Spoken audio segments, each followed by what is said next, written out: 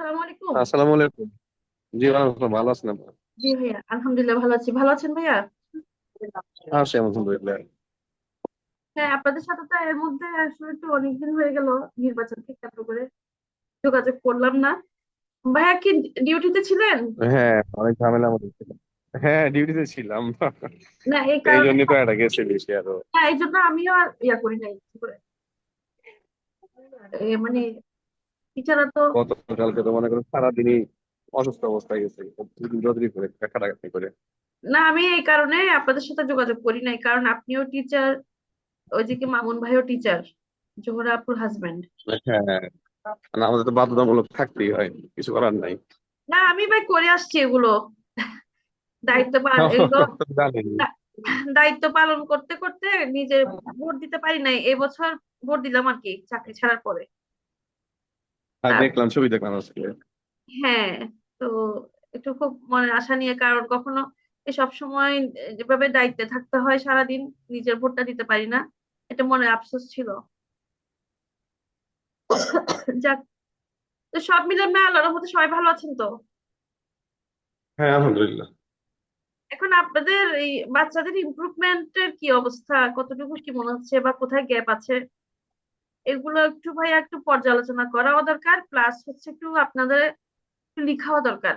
মানে আপনারা নিজেদের যে খাতার কথা বলেছিলাম না, একটা নিজের ডায়েরি, হ্যাঁ, মানে এই যে আমরা হ্যাঁ, প্রোগ্রাম শুরু করলাম, মানে এই পর্যন্ত আপনি কতটুকু ওকে নিয়ে সাকসেস হতে পেরেছেন। সাকসেস মানে দুই ধরনের সাকসেস, একটা হচ্ছে আপনি যে উদ্যোগ উদ্যোগ নিচ্ছেন, ওটা একটা সাকসেস কিন্তু। কারণ অনেক সময় দেখা যাচ্ছে কি এত হ্যাঁ, হ্যাঁ, সিরিয়াস করে উদ্যোগগুলো নেওয়া হয় নাই, মানে আচ্ছা হ্যাঁ, ঠিক আছে এটা হবে আর কি, এই টাইপের। তো এই যে নিজের উপর জোর রাইট। করে করে, হ্যাঁ আপনাদের কষ্ট হচ্ছে না, সারাদিন চাকরিতে থাকেন, এসে আবার তাকে সময় দেন, বা অনেক সময় ক্লাসে সময় দিচ্ছেন অথবা সকালে সময় দিচ্ছেন, তাহলে প্রত্যেকটা বাবা মাই আপনারা কিন্তু যার যার জায়গা থেকে চ্যালেঞ্জ করে কিন্তু কাজটা করতেছেন, যেটা অন্য সময় হয়তো হ্যাঁ, অতটা মানে গা করা হতো না আর কি, করলে করব, আজকে আচ্ছা আজকে করব, আচ্ছা কালকে করব, এই টাইপের ছিল।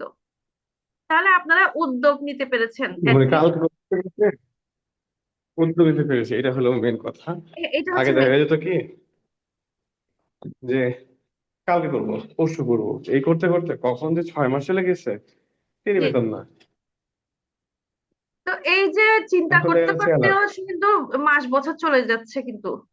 তো এই যে আলহামদুলিল্লাহ, হ্যাঁ, আমার এটা আমার দৃষ্টিতে আর কি, আপনাদেরটা তো আপনারা বুঝবেন। আমার দৃষ্টিতে দুইটা, আপাতত আপাতত আপাতত আমাদের সাকসেস হচ্ছে দুটা। ইনশাল্লাহ আমরা কতটুকু ভালো করে করতে পারছি ওইটা ওইটা ওই জায়গায় যাচ্ছি না। ওই জায়গায় বিচার করতে গেলে তো অনেকগুলো ভুল বের হবে, বিচারে যাচ্ছি না। বাট ইনশাল্লাহ আমরা উদ্যোগটা নিতে পেরেছি অ্যাটলিস্ট। তো হ্যাঁ, ওই যে হ্যাঁ, এক্স্যাক্টলি। ইনশাল্লাহ উদ্যোগটা নিতে পেরেছি আলহামদুলিল্লাহ, ওইটা হচ্ছে আল্লাহর রহমতে একটা বড় ব্যাপার। আরেকটা ব্যাপার হচ্ছে আপনারা ওদেরকে নিয়ে কিন্তু কিছু কিছু কাজ কিন্তু করছেন, হয়তো প্রপারলি হ্যাঁ, করছেন না, প্রপারলি হয়তো 100% হচ্ছে না বিভিন্ন ব্যস্ততার কারণে, কিন্তু তারপরেও তারপরেও যেমন যে ব্যস্ততার মধ্যেও একটু হয়তো টাচ করতেছেন আর কি, এই যে হোমওয়ার্ক, হোমওয়ার্ক যেমন একটু আপনার করতেছেন। ওই যে কাম কর্নার যেটা, জি জি ওইটার মোটামুটি তো একদিন প্রেশারের আপনার প্রেশার দিলেন। প্রেশার দেওয়াতে উপকার হয়েছে, দেখা গেছে খেয়াল ছিল না তো বলার পরেও, যখন দ্বিতীয়বার তৃতীয়বার নক করলেন ঝটপট করে কোনো রকমে তৈরি করলাম। তো আজকে আজকে তো প্রেশার দেন নাই, তারপরেও আপনি বলে দেওয়ার পর মাথাটা সেট হয়ে আছে। আমি নিজে দেখতে পাচ্ছি যে না, কাম করার মধ্যে আরো কিছু অ্যাড করা দরকার, একটু মডিফাই করলাম। তো এইভাবে এই যে ভাইয়া। বিষয়টা, এটা আগে করা হতো না। জি, হ্যাঁ, হ্যাঁ, মডিফাই দেখবেন যে আপনি হয়তো আপনার কাছে অনেক আইডিয়া চলে আসবে, এখন তো হ্যাঁ, হ্যাঁ, শুরুটা। মানে এই বিষয়টাই, যে শুরুটাই হয় নাই। আর এখন দেখা যাচ্ছে যে না, আমি এটার মধ্যে আরো একটু সময় দিতে পারতেছি, আর একটু মডিফাই করতে পারতেছি, যেটা আগে আজকে কালকে করতে করতে কিছুই হতো না। এটাই আমার কাছে মনে হতেছে সবচেয়ে বড় ভালো পয়েন্ট, যে একটা হ্যাবিটের, যে শুরুতে আমাদের টার্গেট ছিল কি, আমাদের টার্গেট ছিল একটা হ্যাবিট তৈরি করা। মনে হয় আল্লাহ রহমতে পেরেছি। আলহামদুলিল্লাহ। হয়তো হয়তো ওর সাথে যতটুকু দরকার সেটুকু দেওয়া হয় নাই, কিন্তু এখন মাথায় আনা হচ্ছে। যেমন দুপুরবেলা ওরা আম্মু কিন্তু, ওটা আমার না কিন্তু আমাকে বলতেছিল যে গোসল করার সময়, যে এই তাড়াতাড়ি এই করো, মোবাইলটা নিয়ে আসো, ছবিটা তুলতে হবে, গোসলের জি ছবিটা। জি জি। তাহলে তাহলে কেন ওই যে এটা রুটিন তৈরি করতে হবে ওই ছবিগুলো দিয়ে। তো এই যে বিষয়টা, এরকম কয়েকটা পয়েন্ট দুটো এক্সাম্পল দিলাম আর কি, দুইটা। তো এটা খুব গুরুত্বপূর্ণ ছিল এই মাঠে নামাটা। না আমাদের, আমি বিশ্বাস করতেছি ভাই, এই যে 30 দিনের চ্যালেঞ্জ আমরা একটা নিজেরা জি একটা স্টার্ট করলাম, আমার মনে হয় যদি আপনারা মানে, আমি তো প্রথমেই বলেছি 30% যদি সাকসেস হন 1 মাসে, আমি মনে করতেছি ভাই জি এটা জি অনেক কিছু, আলহামদুলিল্লাহ।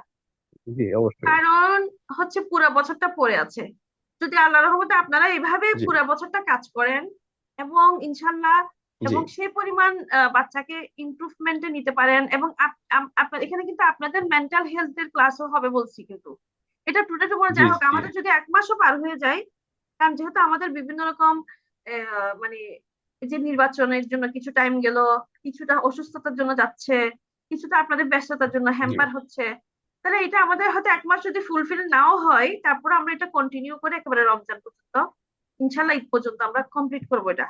তাহলে এটা 2 মাসে যাক, তারপর আমি আপনাদের এই কাজটা আমি করেই দিব। মানে যেগুলো গ্যাপ হয়েছে, গ্যাপটা ফিল আপ করে আমরা এটাকে মানে প্রোগ্রামটা আমরা শেষ জি করবো ইনশাল্লাহ। তো জি, এই ধন্যবাদ, এটা সাকসেসটা আমাদের যদি খুব আল্লাহ ভালো রহমতে, লাগলো। এই সাকসেসটা যদি আল্লাহ রহমতে আপনাদের দিক থেকে এবং আমার দিক থেকে, দুই দিক থেকে যদি আমরা হতে পারি, আমার মনে হয় অন্য প্যারেন্টসরা কিন্তু এটাতে খুবই আহ, লাভবান হবেন এবং উৎসাহিত হবেন। এটা কিন্তু অবশ্যই অবশ্যই নতুন কিছু হবে আহ, মানে বাবা অবশ্যই। মায়েদের জন্য। কারণ হচ্ছে আমাদের এই প্রোগ্রাম, মানে বাচ্চাদের ম্যানেজমেন্টটা থেরাপি কেন্দ্রিক হয়ে গেছে। এখন ওই যে 40 মিনিটের থেরাপি, ওইটাই যেন মানে বাবা মায়েরা ওটাতেই বসে থাকে। সাধারণ বাবা মায়েরা হ্যাঁ যারা অনেক কিছু জানে, ওটা ভিন্ন কথা, কিছু হ্যাঁ বাবা মা আছে অনেক এক্সপার্ট, নিজেরা বাসায় বিভিন্ন হ্যাঁ। কোর্স টোর্স করে করতেছে, কিন্তু সবাই তো আর এত এক্সপার্ট না। অনেকে হচ্ছে না আমাদের, মানে থেরাপিতে যা দিচ্ছে 20-40 মিনিট ওটাই ধরে বসে আছে, কিন্তু না এইভাবে আমাদের বছর মানে মাস এরকম চলে কি, যাচ্ছে।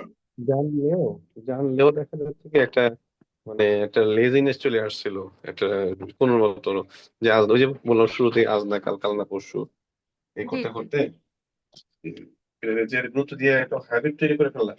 একবার হ্যাবিট তৈরি করে ফেললে ইনশাল্লাহ এখন আর না ওটা ইনশাল্লাহ হবে হবে না। ভাইয়া, এটাই বলতে চাচ্ছি, এই 30 দিনের চ্যালেঞ্জের গুরুত্বটা হচ্ছে যদি 30 দিনে যদি আপনাদের একটা অভ্যাস তৈরি করতে পারেন, যে হ্যাবিটটা, এইটা এবার আপনারা পুরো বছর ধরে দেখবেন যে আপনারা ইনশাল্লাহ নতুন নতুন আইডিয়া বের করতে পারবেন, নতুন নতুন কৌশল আপনি নিজেই বের করতে পারবেন, আপনার কোনো থেরাপিস্টে লাগবে না, কাউকে লাগবে না, আমাকেও লাগবে না।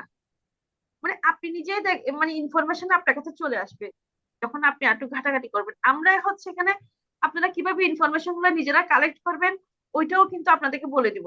কিছু কিছু জিনিস আসলে টাকা দিয়ে সব সময় মানে নেওয়ার দরকার নাই, আমার কথা হচ্ছে সেটা। মানে আপনারা তো সারা বছর টাকা খরচ করতে হবে না, করার দরকার নাই, আপনাদেরও তো লিমিটেশন আছে। মানে আমি হ্যাঁ, আপনাদেরকে জাস্ট চাচ্ছি কি একটু ধরাই দিতে, রাস্তা দেখা দিতে। জি রাস্তাটা দেখিয়ে দিতে। তো ওই একবার আপনি আমার আমার মাধ্যমে রাস্তা দেখেন অথবা অন্য আরেকজনের মাধ্যমে দেখেন, কিন্তু আপনারা বারবার এই টাকা খরচ করার চক্করে যেন না পড়েন, রাইট। এইটা থেকে আমি আপনাদেরকে বের করতে চাচ্ছি আসলে। আমার টাকা খরচ করলে হচ্ছে না তো, নিজে যদি না করি টাকা খরচের লাভ নাই তো। না টাকা খরচ করে লাভও নাই আসলে। না এখানে লস দুটা হচ্ছে তো, লস দুটা আমি হচ্ছে, থেরাপি কারণ নিজে আপনি যদি না করি, আপনি টাকাও খরচ করে যাচ্ছেন, আবার তার সময়ও নষ্ট হচ্ছে তো তার জীবন থেকে সময় নষ্ট হচ্ছে, আমি কাজে কাছে কিছু হচ্ছে ট্রিটমেন্টে। না। হ্যাঁ, তো এই চক্কর থেকে আসলে বের হওয়া দরকার। আমি জানি না, এই যার কারণে অনেক প্রফেশনালরা একটু কম পছন্দ করে আমার কথাগুলো, কারণ আমি সবকিছু আপনার প্যারেন্টসদেরকে আসলে সব ভেঙে চেড়ে বলে দিই, ফাঁক ফোকর গুলো। তো যাই হোক, আল্লাহ ভরসা, আমি তো কাজ করতেছি আল্লাহ সন্তুষ্টির জন্য, আর যতটুকু আপনি আপনার কাছ থেকে পেমেন্ট নিচ্ছি ওটুকু হচ্ছে আমার জীবিকা, আর কিছুই না। রাইট। তো আল্লাহ ভরসা ভাইয়া, ইনশাল্লাহ। এখন সোলেমান ভাই তো জয়েন করার কথা, কিন্তু উনি মনে হয় ব্যস্ত।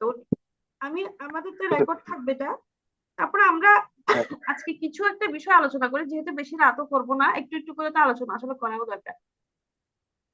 তো আমি ওই যে ভাইয়া যেহেতু নাই, আমরা তারপরে আমি কিছু কিছু জিনিস শেয়ার করি, যেমন আমাদের আজকে আমি একটা টপিক আনতে চেয়েছিলাম, এটা হচ্ছে বাবা মায়েদের যে রাগ নিয়ন্ত্রণটা আর কি, রাগ নিয়ন্ত্রণের কৌশলগুলো।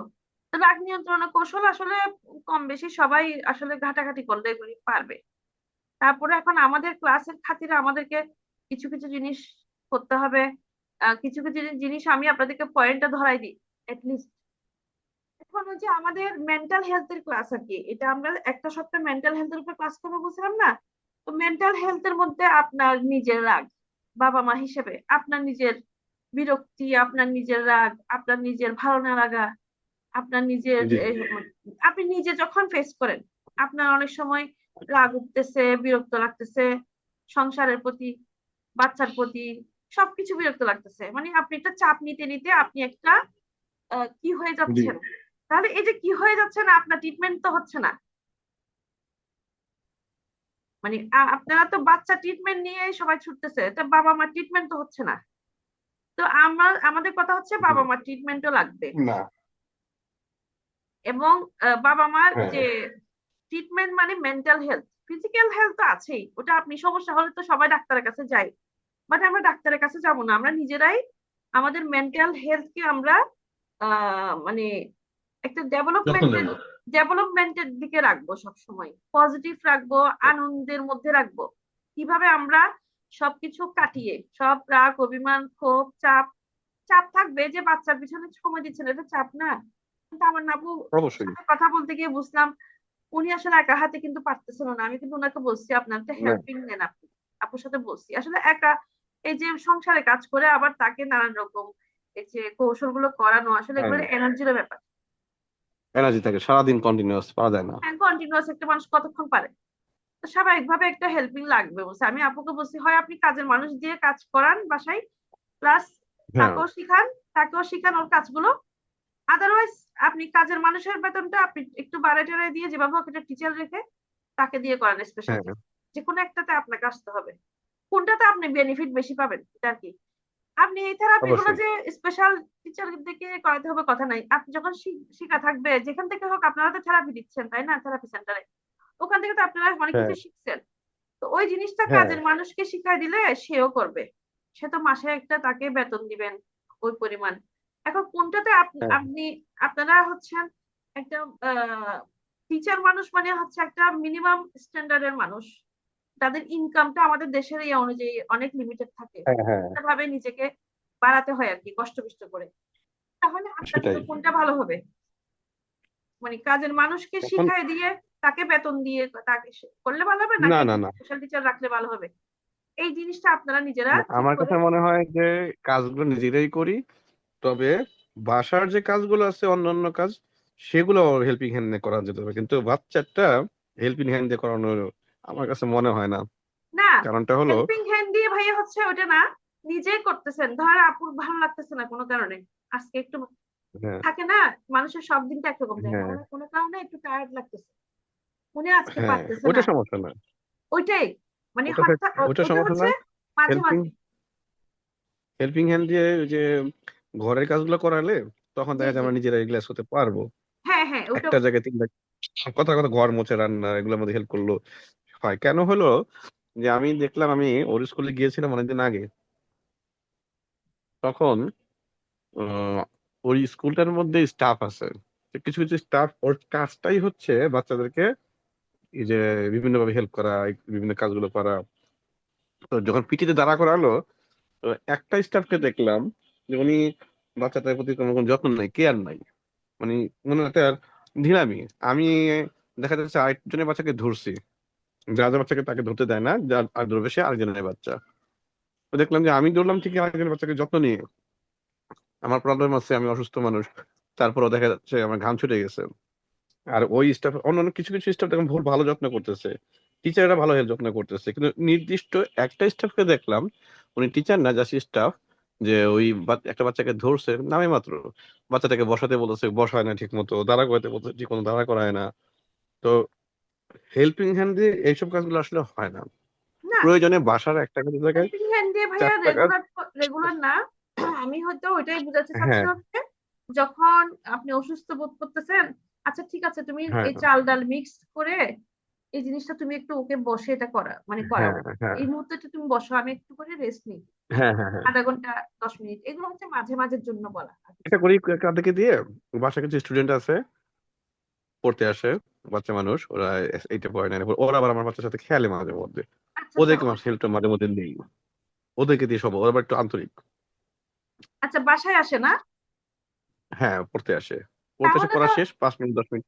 এটা তো ভালো দিক ভাইয়া, এটা তো ওর জন্য, হ্যাঁ মানে ওর জন্য কিন্তু ভাইয়া আমি তো জানতাম না বাসায় বাচ্চারা আসে, ওর জন্য হ্যাঁ গ্রুপ হ্যাঁ হ্যাঁ, থেরাপিটা কিন্তু প্লে থেরাপি, যে প্লে থেরাপি ফিজিওথেরাপি। ওই বাচ্চাদেরকে দিয়ে করাবেন। প্লে থেরাপিটা নর্মালি হ্যাঁ বলা হয় যে থেরাপিস্টদের থেকে শিখে নেওয়া। আচ্ছা, হ্যাঁ হ্যাঁ থেরাপি শিখেন না শিখেন সেটা, প্লে থেরাপি তো খেলাধুলাই তো, গ্রুপ খেলা। হ্যাঁ এটা হ্যাঁ হ্যাঁ ইউটিউব দেখে বিভিন্ন কিছু দেখে এখন শিখে ফেলবেন, ইনফরমেশন এখন ছড়ানো ছিটানো আছে। হ্যাঁ একটু প্লে থেরাপি সার্চ করলে চলে আসবে প্লে থেরাপি ইয়েটা। হ্যাঁ হ্যাঁ হ্যাঁ, তারপরও এটা ভালো তারপরে কাজে আপনি হবে। যেহেতু একটা ওর একটা স্কুল আছে, আপনি ওখানে ওনাদের থেরাপিস্ট থেকে একটু জিজ্ঞেস করে আসতে পারেন, আমি বাসায় প্লে থেরাপি হ্যাঁ করাবো, হ্যাঁ একটু পরামর্শ নিয়ে আসতে পারেন। তাহলে এটা কিন্তু ভালো দিক আপনাদের জন্য। হ্যাঁ, প্লাস পয়েন্ট এটা। জি জি, ইনশাল্লাহ। যাক, এখন আমি তাহলে ভাইয়া একটু জাস্ট আলোচনা করি, এগুলো আমি আপনাদের কাছে পিডিএফ জি দিয়ে দিব, এত বেশি আলোচনা করবো জি না, জাস্ট হচ্ছে কি কাজ করে যাওয়া, যেহেতু আজকে ভাইয়াও নাই। যেমন হচ্ছে জোহরা আপু তো শুনছেন আশা করি, আর কথা বলছি না আপুর সাথে। ধরেন এই যে প্যারেন্টসদের রাগ গুলো কেন আসে, আমরা আজকে বলতেছি আপনাদেরকে নিয়ে, নট বাচ্চারা, বাবা মায়েদের যে রাগটা কেন হয়, কেন বাবা মায়েরা কষ্ট পায়, তাহলে এই জিনিসটা আমরা একটু আসি।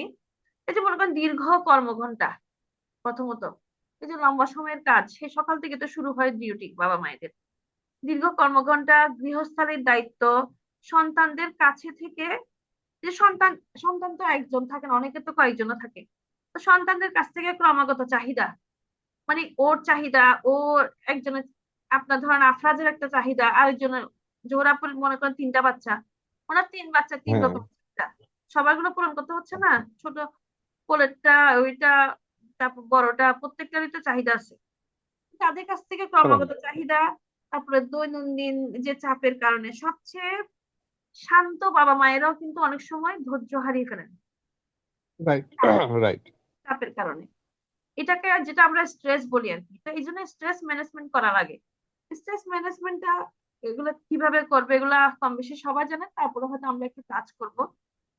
তো বাবা মায়েরা কেন রেগে যায়, দেখা যাচ্ছে ক্লান্তি, বহু কাজ এবং প্রত্যাশা পূরণ না হওয়া, বাবা মায়েদের অনেক সময় প্রত্যাশা পূরণ হয় না সংসারে, যার কারণে বাবা মায়েরা প্রায় চাপে থাকেন। যখন শিশুরা কথা শুনতে অস্বীকৃতি জানায় বা বারবার ভুল করে, তখন হতাশা তৈরি হয়। এর ফলে চিৎকার করা বা পরিস্থিতি দ্রুত নিয়ন্ত্রণে আনার জন্য কঠোর শাসনের মতো প্রতিক্রিয়াও দেখাতে হয়। তবে এই প্রতিক্রিয়াগুলি শিশুর আত্মবিশ্বাস এবং মানসিক বিকাশকে প্রভাবিত করতে পারে, মানে তাকে তাকে কিন্তু তাকেও নেগেটিভ আচরণের দিকে ধাবিত করতে পারে। এই জন্য মা এবং বাবার জন্য দ্রুত শান্ত হওয়ার কৌশলগুলো শেখাটা খুব জরুরি। তো বাবা মায়ের জন্য রাগ নিয়ন্ত্রণের সহজ কৌশলগুলো হচ্ছে আপনার, মানে কিভাবে একটু এড়ানো, রাগটাকে কিভাবে এড়ানো যায়, এই চাপপূর্ণ হ্যাঁ মুহূর্তগুলোতে কি করতে পারি।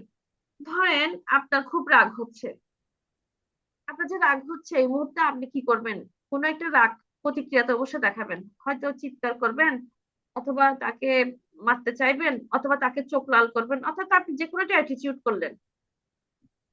তখন মানে যখন কোনো একটা অ্যাটিটিউড যখন করবেন, তখন করার আগে একটু চিন্তা, একটু বিরতি দিতে হবে নিজেকে, একটু নিজেকে মানে কয়েক সেকেন্ড নিজেকে একটু বিরতি দিবেন, নিজেকে বিরতি দিয়ে মানে একটু বলবো যে, মানে চিন্তা করবো যে আমি এখন যে কোন কোন প্রতিক্রিয়াটা বেছে নিতে পারি, আমি কি খুব বেশি রেগে যাওয়াটা বেছে নিব, নাকি আমি শান্তভাবে হ্যান্ডেল করব। একটু রাগ যখন আসবে তখন রেগে যাওয়ার আগে মুহূর্তটা একটু নিজেকে বিরতি দিবেন, একটু থামবেন আর কি। একটু থামলে হয় কি, অনেক সময় ভুল সিদ্ধান্তটা নিতে হয় না। কারণ আপনি যখন রাগ হ্যাঁ করবেন, চেঁচামেচি করবেন, আলটিমেটলি এটা কিন্তু আপনার ব্রেনে আঘাত হয়, আপনারই প্রেসার হয়। রাইট। তার থেকে যে বুদ্ধিমানের কাজ হচ্ছে, আমি ওইটাকে কিভাবে তাকে হ্যান্ডেল করব ওই সময়টা। তারপরে আরেকটা জিনিস হচ্ছে ওই ওই কৌশলটা জানা। আরেকটা জিনিসটা হচ্ছে গভীর শ্বাস প্রশ্বাস নেওয়া, যে ব্রিদিং প্র্যাকটিস বলা হয় তাকে, যে ডেইলি যদি আপনি 6 দফা সকালে দুপুরে বিকালে শুধু দম চর্চা করেন, তাহলে কিন্তু আপনার স্বাস্থ্য অনেক ভালো থাকবে। এই দম চর্চার উপর কথা বলতে গেলে কিন্তু অনেক লম্বা কথা আসবে, যেমন মেডিটেশন, আমি নিজেই মেডিটেশন করি, আমার সকালটা শুরু হয় দোয়া দরুদ করার পরে মেডিটেশন দিয়ে।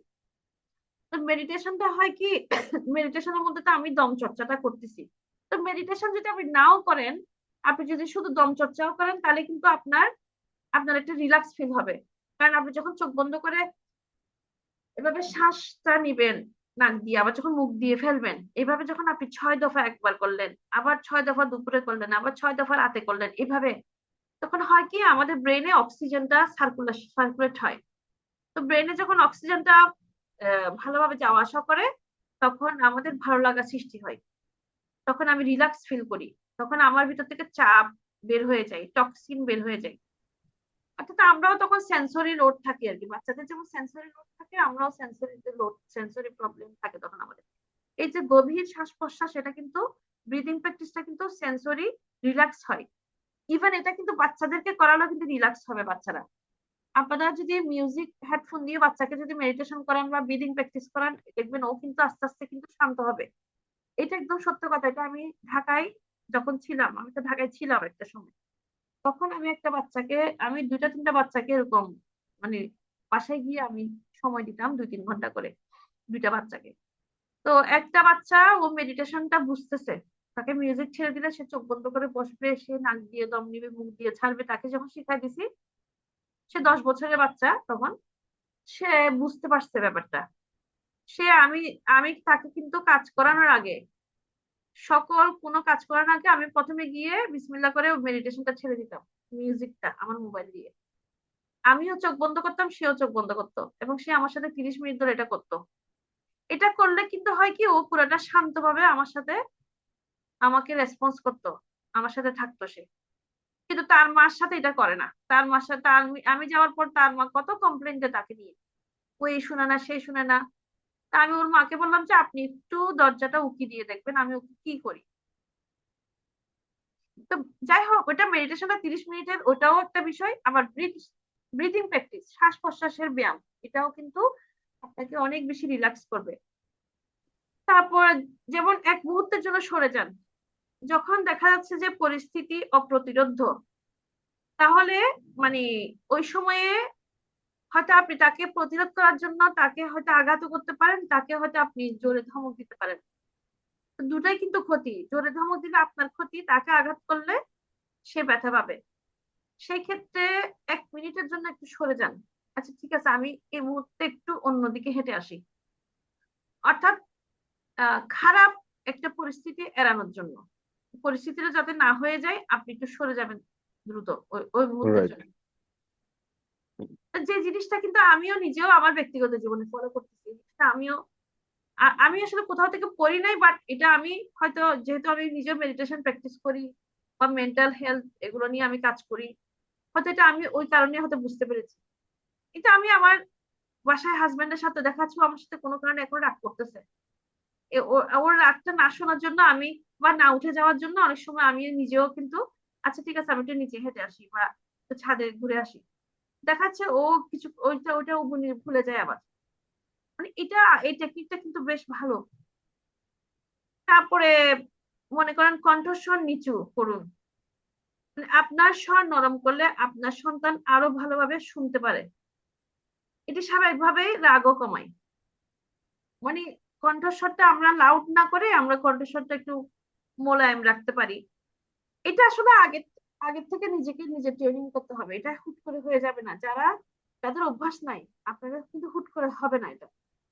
এটা মানে নিজেকে আগের থেকে পরিকল্পনা করে নিজেকে বুঝাতে হবে যে আমি এইভাবে এভাবে করব, আমি এভাবে থাকবো, এটা পূর্ব প্রস্তুতি থাকতে হবে আপনার। কারণ এই জিনিসগুলো এত সহজ না যে আমি অর্থাৎ যদি আপনার প্র্যাকটিস না থাকে আর কি। অনেকে তো প্র্যাকটিস করেন আজকাল, তো এখন তো কত কিছু বের হয়েছে, সবাই যার যার মতো করে অনেক কিছু ফলো করেন। তারপরে বললাম যদি কেউ ফলো হ্যাঁ, সবগুলো না করেন, হঠাৎ করে দিতে পারবেন না। এটা আপনি নিজে নিজে একটু পড়াশোনা করতে হবে। হ্যাঁ, এই মুহূর্তে আমি এইভাবে করব, এই মুহূর্তে আমি এভাবে করব। তারপরে যেমন তার বাচ্চার দৃষ্টিকোণ থেকে একটু চিন্তা করুন, যেমন শেখার সময় কিন্তু বাচ্চারা ভুল করবে, এটা স্বাভাবিক। এখন হ্যাঁ, এই জিনিসটা এই জিনিসটা যদি আপনি বুঝেন বা আমি বুঝি, ওই তো ভুল করবে, ও যে ভুল করবে এটাই স্বাভাবিক। তাহলে ওইটা যদি বুঝতে পারেন আপনি, তাহলে আপনার ভিতর থেকে কিন্তু অর্ধেক হতাশা কমে যাবে তাকে নিয়ে। সে রাইট। কেন ভালো হচ্ছে না, সে কেন ইমপ্রুভ করছে না, সে কেন আমার পাশের বাসার ভাবির বাচ্চার মতো মানে ফাস্ট হচ্ছে না, তখন ওই কথা আপনার আর মনেই আসবে না। ও, ওকে আল্লাহ যেভাবে পাঠিয়েছেন এই অবস্থায় সে একটু ভুল করবে। সে এই যে কোনো বাচ্চাই ভুল করে, তাহলে বাচ্চা ভুল অবশ্যই। করবে, আমি তাকে শিখাবো। মানে ও ভুল করবে এটা স্বাভাবিক, এটা আমাকে আগে থেকে বিশ্বাস করতে হবে। আপনি যখন বিশ্বাস করবেন যে ও ভুল করবে এটা স্বাভাবিক, আর আমি তাকে ঠিক করে দেবো সেটাও স্বাভাবিক, তখন আর রাগটা আসবে না। এগুলো আসলে রাগ না, আমার নিয়ন্ত্রণ। কাজই তো এটা। অ্যাজ এ গার্জিয়ান আমার তো কাজই এটা, যে বাচ্চাকে ঠিকঠাক করে দেওয়া, ওকে গাইড করা, জি, হেল্প করা। এটা তো একটা হেল্প করা। তার আসলে মধ্যে এটা কিন্তু আসলে অনেক অনেকদিন আগে গার্ডিয়ান বুঝেন না। মানে মনে করতেছেন একটা, যে ও সব শিখে আসছে। অনেক গার্ডিয়ানও মনে করে যে না, ও কেন এটা করবে, ও কেন এভাবে করলো না, সে কেন এই জুতাটা এভাবে পরতে গেল। আরে বাবা, ও তো আগে না, থেকে শিখে আসে নাই। সেখানে প্লাস হচ্ছে ওই যে অনেকদিন আগে, বছর দুয়েক হয়ে গেছে প্রায়, যে একটা কোর্স ছোটখাটো করেছিলাম, তখন একটা কথা শিখেছিলাম। তখন এই কথাটা আমি তার আগে জানতাম না বা খেয়াল করিনি, কথাটা এইভাবে দেখিনি কখনো, যে আমাদের বাচ্চাগুলোরা কিন্তু অন্য স্বাভাবিক বাচ্চার তুলনায় একটু বিপদেই আছে। এটা মাথায় রাখতে হবে, যে ওরা কিন্তু, যে আমরা সবচেয়ে বেশি হেল্প করতে পারি আমরা। জি, জি, এটা ওদেরকে আমরা যদি বলি, ওরা একটা কিছু ওরা চাচ্ছে, বলতে পারতেছে না, ওর চাহিদাটাই সে বলতে পারতেছে না, এটা তো ওর অপরাধ না, ওর ব্যর্থতা না, এটা তো হচ্ছে ওর একটা লিমিটেশন। তা আমার কাজ তো ওকে হেল্প করা। এইখানে আরেকটা কথা আছে ভাইয়া, আমি আপনারটার সাথে অ্যাড করতেছি, আপনার এটাকে জি। সমর্থন করে এটার সাথে অ্যাড আরেকটা যুক্ত করছি। সেটা হচ্ছে ওদেরকে আমরা কি বলি, আমরা না, সবাই কি বলে, ডিসেবল বলে। ও পারে হ্যাঁ, না, ও কম পারে, ও ডিসেবল। হ্যাঁ, আসলে হ্যাঁ, কিন্তু হ্যাঁ, ডিসেবল হ্যাঁ, আমরা হ্যাঁ। বলবো না, না, আমরা ডিসেবল বলবো না, ওকে আমরা বলবো না, differently able. Right. Different level ওর কথা করে ডিফারেন্টলি ও এবল। বলতেছে, যেটা নাকি সব সে আট কিন্তু দশটা বাচ্চা ভাবে। সে কিন্তু করবেই, কিন্তু হ্যাঁ, স্বাভাবিক একটা বাচ্চার মতো করবে না, সে তার মতো করে করবে। ওর স্টাইলটাই ভিন্ন, বাট ওটা ভিন্ন। হয়তো আমরা ক্যাচ করতে পারি না। জি, জি, জি। এই জন্য আমরা তাকে ডিসেবল বলবো না কখনোই, আমরা তাকে বলবো এখন আমাদের ডিফারেন্টলি দরকার এবল। একটা ধৈর্য। আমাদের ধৈর্য থাকলে এই বাচ্চাগুলারই, আমি কথাটা কেন বললাম, যে আমার আপনার রেকর্ডটা হয়তো অনেকে শুনবে আগামীতে ইনশাআল্লাহর মতে, এগুলো তাদের আমি জন্য রাখবো উপকার ভাইয়া, হয়। এগুলো আমি দিব। এই জন্য কথাটা আমি শেয়ার করলাম, যাতে যদি তাদের উপকার হয়, যদি তাদের কথাটা মাথার মধ্যে যায়, জি, যে জি। আমাদের এই বাচ্চাগুলোর জন্য আমাদের একটু মাথায় রাখতে হবে, যে যে ওদের জন্য আহ ওরা আসলে বিপদে আছে, যে ওদেরকে যদি আমরা যদি একটু ধৈর্য না ধরি, একটু যদি মাথা ঠান্ডা না করি, তাহলে ওদের ক্ষতি। একটু মাথা ঠান্ডা করে কাজ করতে হবে। ধৈর্য ধরতে হবে, এটা ওদের। পাশাপাশি ভাইয়া আরেকটা জিনিস কি জানেন, ওর বাস্তব অবস্থাটা জি, আমাকে মেনে নিতে হবে, মেনে নেওয়ার অবশ্যই মানসিকতা থাকতে হবে। এটা তো ওর অপরাধ না। জি, জি, অনেকে আছে, শুনি যে বাচ্চাকে হিট করে। আপনি, আমি আমার নিজের চোখে দেখা একটা গার্জিয়ান, সুস্থ স্বাভাবিক একটা বাচ্চা, সুস্থ স্বাভাবিক একটা বাচ্চা, বয়স কত হবে, 3 বছর কি 3.5 বছর, বাচ্চাটা একটু গরিব মানুষই, বাচ্চার গার্জিয়ান আমার নিজের চোখে দেখা যায়, বাচ্চা বাবার সাথে বাইরে যাবে, বাচ্চা বাবা কাজে যাবে, বাচ্চাও যাবে পিছে পিছে। এটাই তো স্বাভাবিক, বাচ্চা বাবাকে, বাচ্চা ধরে রাখতে যাবে, সাথে যেতে যাবে, বাচ্চার বাবা বাচ্চাকে গালিগালাজ করতেছে, তোমার সাথে যেতে চাই, এই সেই, ধমক তো দিচ্ছেই, পারলে গায়ে হাত তোলে। ছোট্ট একটা বাচ্চা, তখন আমার বাচ্চাটা বয়স আরো কম, মাত্র 1 বছর কি 6 মাস এরকম হয়েছে। তো গার্জিয়ান পারে কিভাবে, এভাবে কিছু কিছু গার্জিয়ান আছে এরকম করে ফেলে। আর সেই জায়গায় এরকম যদি প্রবলেম থাকে, এই ধরনের যদি থাকে, ওদের প্রতি আরো নেগলেসি থাকে। সেটাই ভাইয়া। তো এই জন্য আসলে ওদেরকে আমরা ডিসেবল বলবো না, বলতে হবে ডিফারেন্টলি এবল। সে কাজটা অন্যভাবে অবশ্যই করবে। যেমন এখানে আমি একটা উদাহরণ টানতে পারি। যেমন অনেক বাচ্চারা কিন্তু, ছেলে বাচ্চার কথা বলতেছি আমি, বেসিক্যালি মেয়ে বাচ্চার কথা না। জি, ওরা যখন প্যান্ট পরে, ওদের প্যান্ট একটা চেইন লাগানো থাকে।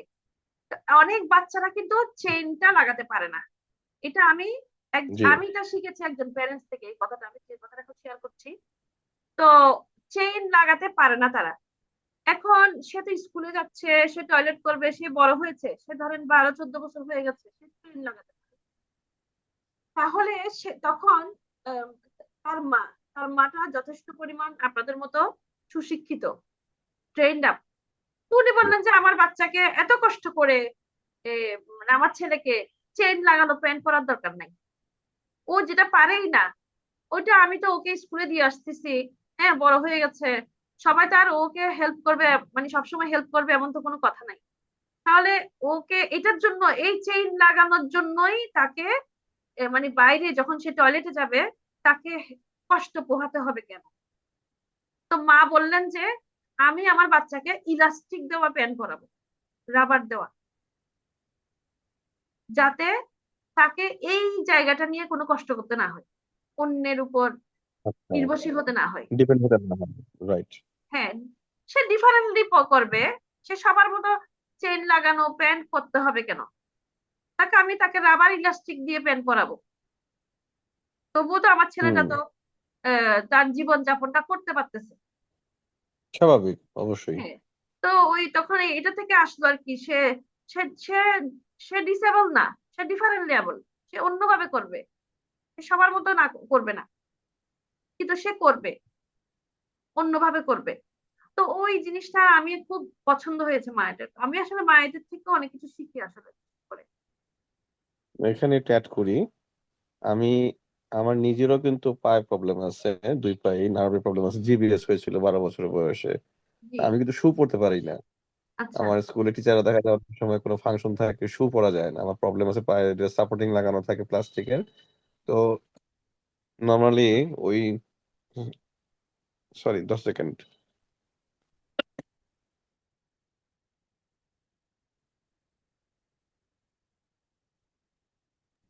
একটু যে ঠান্ডা তো, হুম, হুম। অসুস্থ ও, এখন। না আমি আমি শু আমি একেবারেই পরতে এটা পারি না। কন্টিনিউ করবো না ভাইয়া, অসুবিধা নাই, এটা ভিডিওটা না, আর বাড়াবো সমস্যা না। নাই, না ওটা সমস্যা নাই। ওই কাশি আসছিল আর কি। তো এখন এখানে ওই হিল যেটা থাকে শু এর মধ্যে, ওই ধরনের শু পরে আমি হাঁটতেই পারি না। প্লাস আমার জুতার মধ্যে ওইটা সাপোর্টিং যেটা থাকে এক্সট্রা, ওটা দিয়ে লাগেই না। আমি যেটা করি, লোফার জাতীয় কিছু যে জুতা পাওয়া যায় ওগুলো পরি, সবচেয়ে বড় সাইজ, এবং সেটাকে এবার মুচি দিয়ে সাইড দিয়ে একটু সার্জারি করা লাগে ছোটখাটো আর কি, জি। যে কাট করা লাগে, কেটে টেটে ওটাকে একটু লুজ করার ব্যবস্থা করি, যাতে রাবার টাবার থাকলে হয়তো শেপটা কিছুটা হয়তো নষ্ট হয়, কিন্তু ওইভাবে খেয়াল না করলে হয়তো বোঝা যায় না। টেকনিক্যালি কাজ করি আর কি এটাকে। তো লোফার ছাড়া আমি ওই শু পরতেই পারি না, অসম্ভব। কেডস, কিছু কিছু কেডস পরতে পারি, বা ওই ধরনের কেডস পরা যায় না। তো এইভাবে স্যান্ডেল তো আমি একেবারেই না। আমি বাজারে যাই, বাড়ির পাশে মুদি দোকানে যাই, আমাকে ওই এই লোফার জাতীয় কিছু একটা পড়তে হয়, বা ওই ধরনের বন্ধ জুতা, যেটা বন জুতা বলি আমরা সবসময়, জি। জি। ওই বন্ধ করা জুতা, ওই যে তারপরে ওই যে এই ধরনের কিছু পড়তে হয় আর কি। তো এইটা হলো কেন বলো, আমাকে মানায় নিতে হচ্ছে আমার সমস্যার সাথে অ্যাডজাস্ট করার জন্য। আমি স্পঞ্জ তো একেবারেই না, দুই ফিতাওয়ালা, আবার পিছনে খোলা, এরকম কোনো কিছুই আমি পড়তে পারি না, কোনো স্যান্ডেলই পড়তে পারি না, হাঁটতে পারবো না, এক পাও হাঁটতে পারবো না আমি এগুলো পরে। তো আমাকে মডিফাই করে নিতে হচ্ছে, মেনে নিতে হচ্ছে, এরকম অবশ্যই, বিষয়টা হচ্ছে, এরকম আর কিছু না। জীবনটা তো তো আসলে এরকম এই বাচ্চাগুলো, চালিয়ে নিতে হবে। এই বাচ্চাগুলোর জন্য এরকম কিছু কিছু জায়গায় অ্যাডজাস্ট করে নিতে হয়, কিছু করার থাকে না। এবং আরো একটা বিষয় কি জানেন ভাইয়া, যদি আপনি অ্যাডজাস্ট করে করে যদি আগাতে পারেন, মেনে নিয়ে সুন্দর করে, দেখবেন ও শান্ত থাকবে, আপনিও শান্ত থাকবেন। এক নাম্বার বিষয়। আর দুই নাম্বার বিষয় হচ্ছে কিন্তু এভাবে ধাপে ধাপে যদি বছরের পর বছর আপনি এভাবে চলতে পারেন, তাহলে কিন্তু ওকে আপনি একটা ভালো জায়গায় সেট আপ করতে পারবেন, খুব পসিবল এটা। আমি যেমন রাইট। একজন বাবা মার সাথে পরিচয় করায় দিব আপনাদেরকে, একজন বাচ্চা হয়তো অনেকেই চিনবেন আপনারা যদি খবর রাখেন, আনিলা কবিরকে চিনেন কিনা জানি না। আহ, জি না। ও, হ্যাঁ ও হচ্ছে মারুফা হোসাইন আপার, মারুফা হোসাইন এবং আশফাক কবির বাবা মা আর কি। ওনারা অটিজম নিয়ে কাজ করেন, ওনাদের স্কুলটা হচ্ছে লালমাটিয়াতে। তো ওনাদের মেয়েটা এখন তো অনার্স পাশ করে ফেলছে ইয়ে থেকে, নর্থ সাউথ থেকে লতে। হ্যাঁ, তাকে আমি সরাসরি দেখার সুযোগ হয়েছে, ওই লালমাটি স্কুলে গেছি, ওর মার সাথে দেখা হয়েছে। মেয়েটা ইন্টারন্যাশনাল সেমিনার যখন হয়, আমি কি ইন্টারন্যাশনাল সেমিনারে জয়েন করেছিলাম, প্রধানমন্ত্রী বা আগের প্রাক্তন প্রধানমন্ত্রী শেখ হাসিনার মেয়ে ছিল, ও কেআইবি তে একটা ইন্টারন্যাশনাল প্রোগ্রাম, ঢাকা সেমিনার ঢাকাতেই, জি কেআইবি তে, তখন ওখানে মেয়েটা আসছিল। সে ইন্টারন্যাশনাল, যেহেতু বাংলাদেশ ভেন্যু ছিল, ইন্টারন্যাশনাল বক্তারা আসছে, মেয়েটা তাদেরকে কোয়েশ্চেন করতেছে, কিন্তু মেয়েটা হুইল চেয়ারে চলে। স্বাভাবিকভাবে চলে না। মানে সে সিপি, সে অটিজম এবং সিপি সম্ভবত দুইটাই একসাথে, আমি যতটুকু মনে হচ্ছে, শিওর না। কারণ যেহেতু সে স্বাভাবিকভাবে সে দাঁড়াতে পারে না, এবং ওকে আপনি আনিলা কবির দিয়ে সার্চ দিবেন অনেক, তো তার বাবা মা চিন্তা করেন তাকে কি পরিমাণ তার পিছনে সময় দিয়েছে। সে এখনো হুইল চেয়ারে থাকে, ওই চেয়ারে থাকে, স্বাভাবিক মুভমেন্ট করে না। আপনাদের বাচ্চা তো হাজার গুণে ভালো, হ্যাঁ, অবশ্যই। হাজার গুণে ভালো। সেই মেয়েকে তারা এলএলবি পাস করালো নর্থ সাউথ থেকে। তাহলে বুঝেন তাকে কি পরিমাণ এফোর্ট দিয়েছে তাকে। অর্থাৎ সাপোর্ট দিয়ে গেছে ভালো মতো। হ্যাঁ, সে ডিফারেন্টলি কাজ করছে, সবার মতো করে নাই তো। সে যেভাবে কথা বলছে ইন্টারন্যাশনাল বক্তাদের সাথে, আমি তো হা করে দেখছি, আমি ছিলাম ওখানে। এটা একটা নর্মাল স্টুডেন্টরাও তো, যারা ফার্স্ট পাস করে এভাবে বলতে পারবে না, আমাদের অন্তত সবাই প্র্যাকটিস না ইংলিশে এভাবে। না। তো অনেক ভালো লেগেছে। এটা আপনারা আনিলা কবির দিয়ে সার্চ দিবেন। ওর বাবা মা হচ্ছে মারুফা হোসেন, বাবা হচ্ছে আশফাক কবির। প্রত্যেকে ফেসবুক আইডিতে গিয়ে দেখবেন, অনেক কিছু জি। শিখবেন ওখান থেকে। এগুলোর দরকার আছে, আমি এই জন্য ওনাদের কথাটা বললাম। ওনারা তো সাকসেস এখন, আলহামদুলিল্লাহ। তো এইটা আসলে দেখেন, এখানে যেমন আমরা একটা জিনিস, এখানে তো অনেক আলোচনা, আসলে এগুলো আমি সবগুলো পিডিএফ দিব, বা ধাপে ধাপে আমাদের আলোচনা হবে, এভাবে বসবো আমরা। যেমন অভিভাবকদের চাপ কমানোর জন্য কিছু টিপস দিতে পারি। আমাদের অনেক আলোচনা আছে কিন্তু ভাইয়া, সব আলোচনা করছি না। আমি কিছু টিপস এর কথা বলি। যেমন আপনারা নিয়মিত ঘুমটা বজায় রাখবেন, নিজেদের নিজেরা প্ল্যান করে পুষ্টিকর খাবার খাবেন। ওর জন্য যেমন প্ল্যান করে পুষ্টিকর খাবার রাখতেছেন, নিজেদের জন্য পুষ্টিকর খাবার রাখবেন। নিজেদের জন্য সাপ্তাহিক রুটিনটা ঠিক করবেন। পরিবারের সদস্যদের সাথে দায়িত্ব ভাগ করে নিন, সবকিছু একা করবেন না। একা করে তো চাপ হবে, ওই যে বললাম হেল্পিং, ওটাই। সদস্যদের সাথে দায়িত্ব ভাগ করে নিন। ছোট ছোট শিথিলকরণ ব্যায়াম অনুশীলন করুন। কিছু কিছু ব্যায়াম করতে পারেন, 10 মিনিট 20 মিনিটে বিভিন্ন মুভমেন্ট নিজেরা করবেন। বাসায় জিম বল থাকলে জিম বলে নিজেরাও চলেন, নিজেরাও ইউজ করেন। কিছু কিছু ব্যায়াম 10-20 মিনিটের ব্যায়াম করতে পারেন আপনারা, দম চর্চার সাথে কিছু ব্যায়ামের কৌশল গুলো, এগুলো তো সবকিছুতে আছে, সব জায়গায় আছে, ইউটিউব বা সব জায়গাতে আছে। 4টা 5টা আসন নিজেরা করতে পারেন। তারপরে মনে করেন অতিরিক্ত স্ক্রিন টাইম, যেটা আমরা সবসময় মোবাইলে থাকি, এরকম এগুলোতে একটু লিমিট করতে পারেন। তারপরে কিছু কমিউনিটির সাথে বন্ধুত্ব করতে পারেন, কিছু গ্রুপে গ্রুপে থাকতে পারেন। এটা গ্রুপে থাকলে আপনার ভালো লাগবে। ধরুন আমাদের প্যারেন্টস ইনফরমেশন সেন্টারে অনেক বাবা মা আছে, আমি আমাদেরটাই উদাহরণ দিই। এখানে বাবা মায়েদের অন্তত 5 থেকে 10 জন বাবা মার সাথে বন্ধুত্ব তৈরি করে ফেলেন আস্তে আস্তে। দেখবেন কিন্তু একটু আপনাদের অ্যাড ভালো করি, লাগবে। একটু অ্যাড করি মজার ঘটনা এই বিষয়ে, যে আমার এদের যে আপনার যে আম্মু যে স্কুলে যায়, ওই প্যারেন্টসরা যারা বেশিরভাগ তো মায়েরাই যায়, বাবারা কম যায়। তো আমি যেতে পারি না, খুব আমি রেয়ার। তো ওরা কিন্তু মানে একটু নিজেদের রিল্যাক্স করার জন্য হোক, প্রতি সপ্তাহে গার্জেনরা একসাথে সকালবেলা ওখানে স্কুলে বসে একটা টিফিন টাইম বের করে একটু হালকা নাস্তা টাস্তার ব্যবস্থা, কখনো দেখা যাচ্ছে কোনো একটা আইটেম, কোনো পিঠা হোক, সেটা মুড়ি ভর্তা হোক বা অন্য কোনো আইটেম হোক, ভাকা ভর্তা টর্তা নিয়ে আয়োজন করে হোক, প্রতি মাসে একবার আছেই ওরা হ্যাঁ, এটা খুব এটা ভালো তো করে। ভাইয়া। আমিও হ্যাঁ, ঢাকায় আমার অবশ্যই। 35টা মায়ের গ্রুপ ছিল, এখনো আছে তাদের সাথে। হয়তো বসা হয় না আর কি, তখন ঢাকার বিভিন্ন জায়গাতে গিয়ে আমরা মিটিং করতাম একই জনের বাসায় গিয়ে। তো খুব ভালো লাগতো আর কি। তো এটা কিন্তু করা দরকার। আচ্ছা ভাই, আমাদের তো একটু ভিডিও দেখা ব্রেনটা শেষ হালকা হয় হবে। তখন। ভাই আমি তো বলি, 1 মিনিট দেখাচ্ছে তো, জি, এই জি, জন্য আমাদের ভিডিওটা জি, শেষ হবে। আমি আপনাদেরকে রাত করে আটকে না রাখি, সবার তো মানে বাচ্চাদের জি, জি, জি, ঠিক আছে। সবাই, কিন্তু আমাদের এখানে আলোচনাটা অনেক লম্বা, কিন্তু আমি পিডিএফ দিয়ে দিব আর কি। জি, জি, আহ, ইনশাল্লাহ। তাহলে ইনশাল্লাহ এটা যে কোনো সময় বন্ধ হয়ে যাবে, এই জন্য তাড়াতাড়ি বলে ফেললাম আর কি। জি, আর জোহর আপু, আপনার কোনো কিছু বলার থাকলে ফোন করিয়েন। আপুকে আমি আর হ্যাম্পার করতেছি না। জি আপু। আচ্ছা, আপু, ঠিক আছে। আচ্ছা ঠিক আছে আপু, তাহলে হ্যাঁ, আপনার সাথে কথা হবে আর কি ইনশাল্লাহ।